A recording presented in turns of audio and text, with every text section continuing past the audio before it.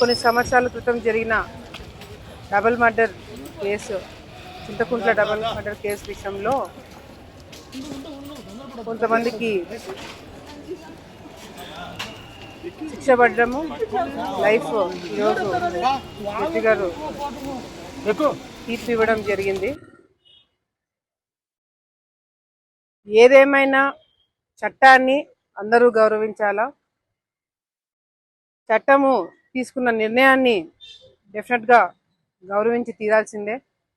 కానీ ఇదే చట్టము న్యాయ పోరాటము కేవలము కింది స్థాయి వరకే కాకుండా పై స్థాయికి వెళ్ళి న్యాయం దొరికేంత వరకు కొట్లాడడానికి కూడా అదే చట్టము అవకాశం కూడా ఇచ్చింది. ఎవరైతే ఈరోజు ఈ ఏరియా చాలా మంది అనుకోవచ్చు, శిక్ష పడిన వాళ్ళ దగ్గరికి ఎందుకు ఎమ్మెల్యే గారు వచ్చారు ఏంటి దీంట్లో అనేది. ఈ ప్రాంతంలో గతంలో ఎప్పుడో జరిగిన ఫ్యాక్షన్ కుటుంబాలు అన్నీ చాలా వరకు కొన్ని వందల వేల ఫ్యాక్షన్ కుటుంబాలు ఉన్నాయి. అప్పుడెప్పుడో జరిగిన ఫ్యాక్షన్కి ఈరోజు తీర్పు రావడము, ఈరోజు దాదాపుగా 12 మందికి లైఫ్ సెంటెన్స్ ఇవ్వడము. వీళ్ళందరూ కూడా గతంలో ఇరు పార్టీలు అంటే శిక్ష పడిన వాళ్ళు, శిక్ష పడని వాళ్ళు, కేసు కొట్టేపించుకున్న వాళ్ళు అందరు దాంట్లో అన్ని పార్టీలు వాళ్ళు ఉన్నారు. తెలుగుదేశం ఉన్నారు, వైసీపీ ఉన్నారు, అందరూ ఉన్నారు. కానీ ఏదేమైనా ఆ కుటుంబాలు ఎవరైతే మమ్మల్ని నమ్ముకొని, ఇందాక చూసాం చిన్న చిన్న పిల్లలు వచ్చి మమ్మల్ని పట్టుకొని మా నాన్న కావాలా అది ఇది అని చెప్పి చాలా బాధపడ్డారు. డెఫినెట్గా వాళ్ళ పరిస్థితి ఏ విధ ఆర్థికంగా ఇబ్బందులు అవన్నీ కూడా దగ్గరుండి మేము చూసుకోవడం ఎట్లాగో మా బాధ్యత, అది మేము చూసుకుంటాము.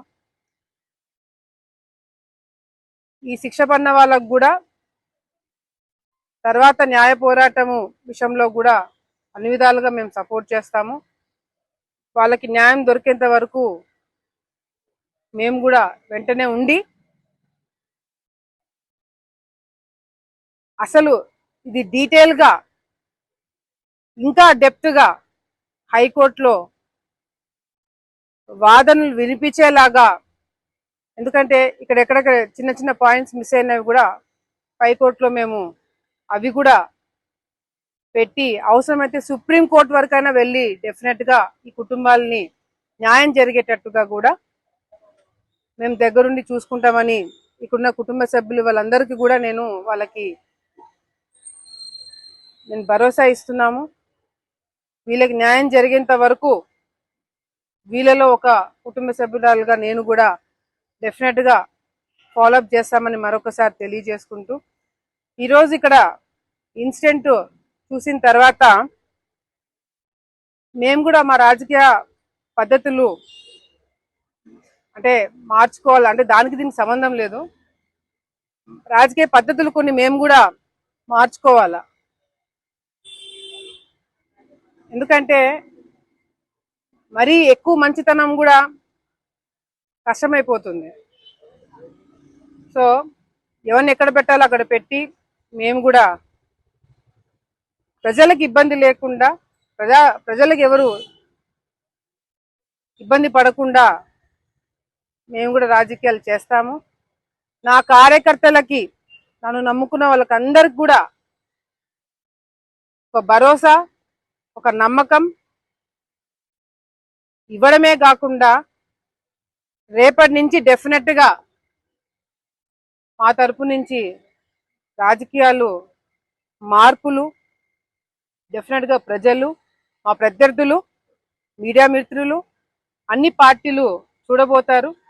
మేము కూడా ఎంతో నష్టపోయినాం, ఎంతో కష్టాలు పడినాం, కేసులు వేయించుకున్నాం, జైళ్ళకు పోయినాం. కొంతమందికి న్యాయం దొరుకుతుంది, కొంతమందికి న్యాయం దొరకట్లే. కొంతమంది కేసులు పెట్టడానికి కోర్టుకు పోతారు, కొంతమంది పెట్టిన కేసులు కోర్టుకు పోవట్లే. కొంతమందికి శిక్ష తప్పించుకుంటారు, కొంతమంది శిక్ష పడుతుంది. అది ఏందనేది కూడా హైకోర్టులో న్యాయం చట్టం పైన మాకు గౌరవం ఉంది, ఇంకా నమ్మకం ఉంది.